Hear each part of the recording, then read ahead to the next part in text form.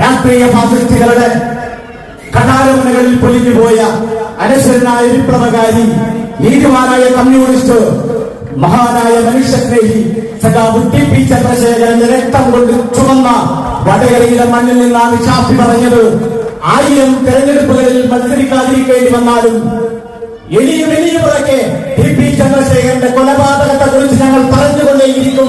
ഞങ്ങൾ പറയാതിരിക്കണമെങ്കിൽ നിങ്ങൾ കൊല്ലാതിരിക്കണമായിരുന്നു എന്ന് പറഞ്ഞ ഷാഫി പറമ്പലിനെ അല്ലാതെ മറ്റാരെയാണ് വടകരയുടെ ജനം, വടകരയുടെ പ്രബുദ്ധമായ രാഷ്ട്രീയ മനസ്സ് പാർലമെന്റിലേക്ക് അയക്കുക? അതുകൊണ്ട് പ്രിയപ്പെട്ടവരെ, സഖാവ് ടി പി ചന്ദ്രശേഖരന്റെ ചോര കൊണ്ട് വടകര ഒരിക്കൽ കൂടി വിധിയെഴുതും. കൊലയാളികൾ ചരിത്രത്തിന്റെ ചവറ്റുകൊട്ടയിലേക്ക് ഒളിച്ചോടേണ്ടി വരും. വിജയം നമ്മുടേതാണ്. നമ്മളെ ജയിക്കൂ, ഷാഫിയെ ജയിക്കൂ. ഷാഫിക്ക് എല്ലാവിധ അഭിവാദ്യങ്ങളും.